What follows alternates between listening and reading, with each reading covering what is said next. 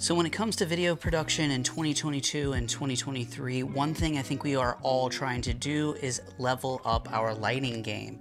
Now in my right hand and you guys left side of the screen, I have the Viltrox Ninja 10 Cob Light LED, which is gonna come in handy whether it be going handheld or if you need to, we can easily slap it on to a tripod or a light stand.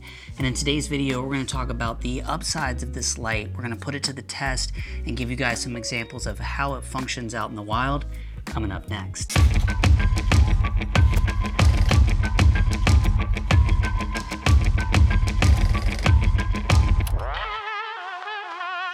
So now that you've gotten an opportunity to see the Viltrox Ninja 10, let's talk about what comes in the bag. Now, of course, form factor wise, it's gonna be a nice little carrying bag. Also, we have the ability, it comes with a shoulder sling, so you could just clip here on the sides. But breakdown of what comes in this nifty little bag. Of course, we have our Bowens mount reflector for the light, and we have the ability to have AC power, and also included is a nice little stand clamp. So if you have something like this and you needed to have your power bank, you basically are going to come here and crank it down. And I like this because it just means you don't have to have your AC power little like bank here, just like dangling. It allows it to be nice and tight in there. Also included the V-mount handheld mount, which you guys saw from earlier. And then, of course, Old Faithful, the light itself, the Ninja 10. And we've got a nice little covering protector for when we're traveling. And if we were going to throw it on a light stand, super easy, super simple. And at that point, outside of just giving ourselves a little power in the back here, and if we want reflector,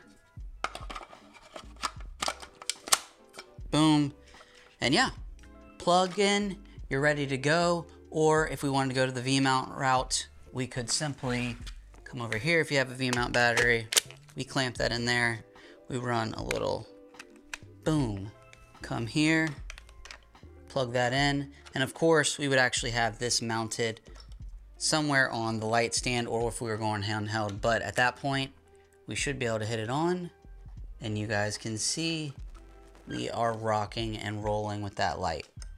Oh, I actually pulled the cord out. There we are, we're back in. All right, super bright. We're only at 8%. But that gives you guys a little bit of example of how quickly you could operate all that and all the gear that's actually included within this Viltrox bag. Now, as we move along to specifications of the Viltrox Ninja 10, simply put, it's a 5600 Kelvin light, and that is going to be the temperature you're gonna get. Now, there's ups and downs when it comes to just having one temperature. One upside is going to be that brightness-wise, this light would be a little bit brighter than your traditional bicolor version of this. So as far as brightness goes, you are gonna have the ability to go from 0 all the way up to 100, which is going to be nice. And what I've found is that if you're kind of cranking down on that knob, it'll move a lot quicker. And if you need to go single digits up or down, it's nice and smooth. As far as power for this particular light, we're getting 120 watts, which is pretty traditional, I think, in regards to a light of this sort. It's absolutely going to be bright enough, and I find that what I do like about this light is that if I crank it up all the way above 50%, it is just packing a bunch of light. And you guys can probably see in this example, from 0 all the way up to 100, you can give a little or you can give a lot, but this 120 watt light really does give the ability to light a scene. And as mentioned before, you are gonna have the ability to do AC power, or you're gonna have the ability, if you have a V-mount battery, that you could go full V-mount, whether it be handheld or on a light stand. That is going to be an option for this particular Viltrox light. When we're talking about weight of the actual light itself, we're looking at roughly 968 grams, which is the equivalent of 2.3 pounds. Now, I don't find that to be heavy, and I don't find that to be light. It just seems like it's what you would expect it to be. And last but not least, you are going to have the option on this particular light to have fan settings. Now, you can't completely disengage the fan, but you do have 3 different modes. Now, what I have found is in the first mode, which would actually be the quietest, you can only really go up to 50%, little bit of a downfall, but I kind of understand that. Second mode, you can go a little bit higher with your percentage, and then in the third mode, which would be the loudest, you can go all the way up to 100%. But you do have the ability to at least have some flexibility in regards to changing the fan settings on the light itself. So for this portion of the video, we're going to actually test out the Ninja V. Now we currently have a key light, which we're going to be killing in just a minute, and then going with the Ninja V by itself. Now what we're going to look for here is going for 0 all the way up to 100 to show you guys what it would look like with the reflector.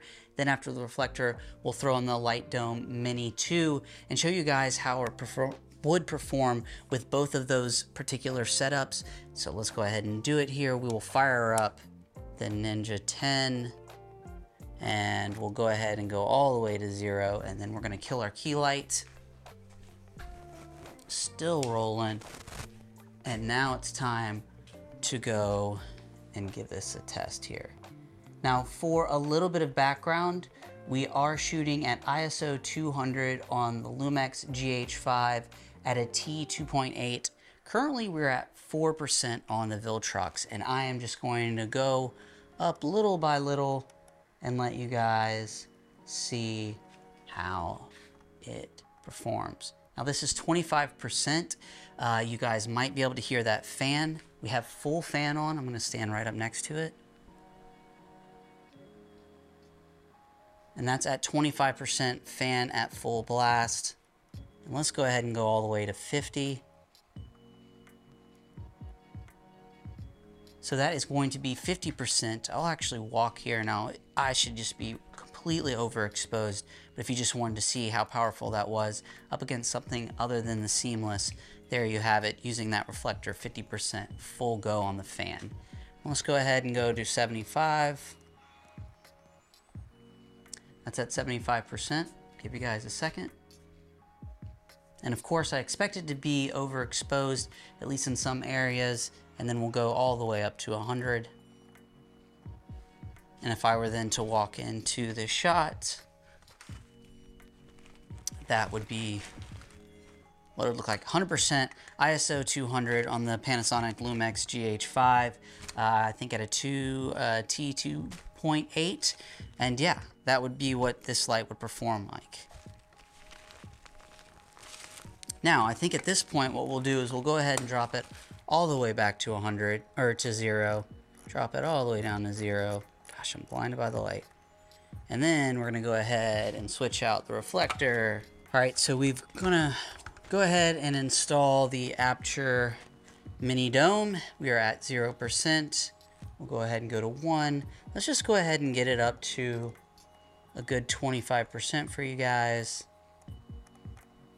We'll go to 30. And reason being is, let's take in consideration now we have the nice softbox on there.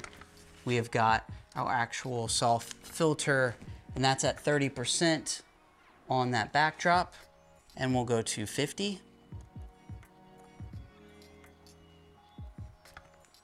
There we are at 50%.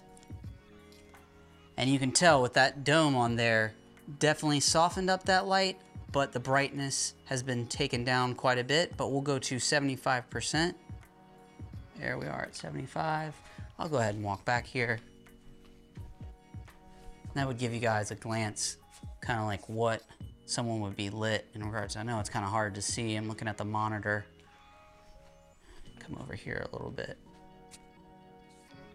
And we'll even move the light over just a hair. Boop. There we go. Brightness wise, that's at 75%, and we'll go to a full 100 here. And I'm actually going to bring this light up a little bit and show you how bright that would be on someone. Yeah, so I can tell just by looking at the monitor, I'm definitely overexposed, but that's a brightness 100% with the Viltrox Ninja 10. But that gives you a full example of how this light would function in particular when it comes to going from 0 to 100. Now, of course, I'm looking at the shot and I am absolutely overexposed, but let's try to bring it down to something that would work a little bit. There you go. All right.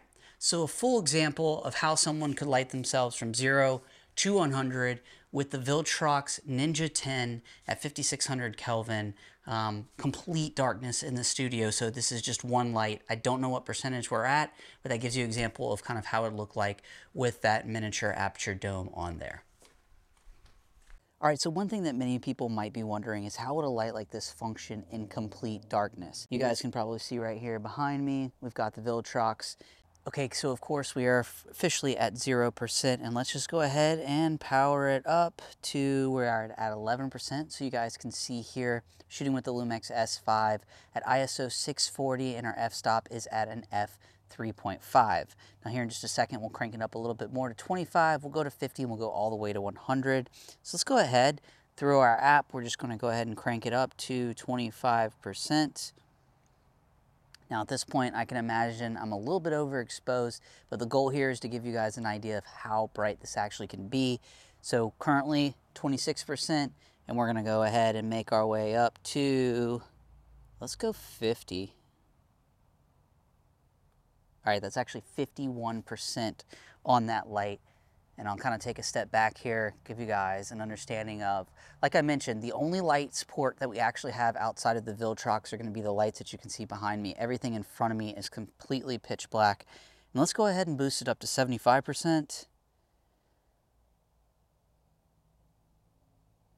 And there we are. You guys can see right there, 75%. And at this point, should be completely overexposed, but at the same time, I can walk pretty far back into the yard and it's pretty lit for the most part. And let's go ahead, while we're at it, we'll crank it up to 100%. And to show you even more, let's actually give more BTS of what we're looking like here. There we are. And you guys can see here what's going on in regards to Viltrox. We'll go ahead and manually turn it down to 75.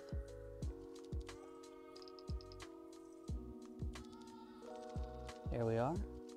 You guys can still see backyard pretty lit for the most part. All right, so let's go ahead. We're going to end up kicking it down just a little bit more back to our comfort zone, which is roughly, I want to say that 20% was going to be the sweet spot at that ISO 640, shooting out of the f3.5, and then just being out here. For the most part, we're pretty much not trying to overexpose, just trying to get the properly amount of light that we need, and boy is it absolutely freezing out here. But that should give you an example of the kind of capabilities of this light by itself going from 0 to 100. So earlier in this video, we were actually lighting the entire set with a bicolor LED from Jinray. But now I wanted to give you guys an opportunity to see how the Viltrox would actually perform in the exact same environment. So we switched out each light, and now we are currently rolling with the Ninja 10. Now we do have a bulb softbox on it. Now we also have outlining kind of the bulb.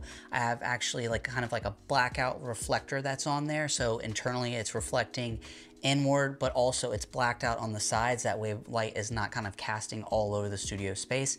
And now the light is actually at 50%.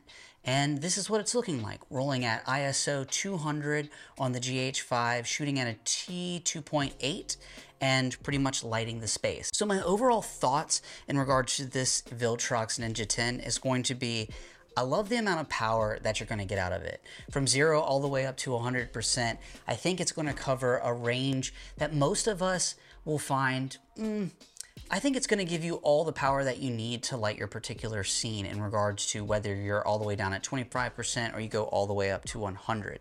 Now you guys saw with the soft boxes, obviously that's going to take the power down quite a bit, but it's really going to make that light a lot softer and more appealing on the face, currently like we have with the dome. Now on top of the light actually performing with plenty of power, I really enjoyed the ability to go handheld as well that you guys saw.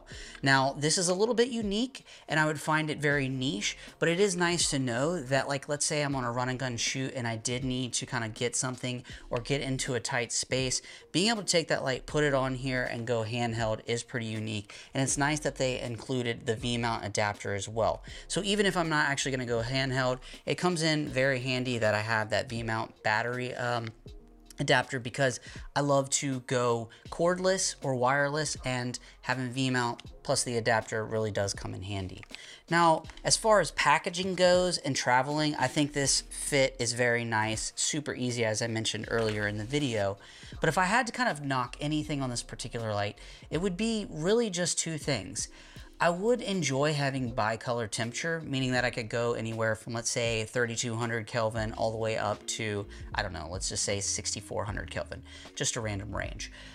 It being locked into that 5600, while the brightness is going to be a little bit more powerful because you only have that single temperature, one thing I found is that there could be times where being able to have some temperature adjustment would be nice. And then the only other thing that is not that big of a deal, but I could see others maybe having concern, would be the fan noise.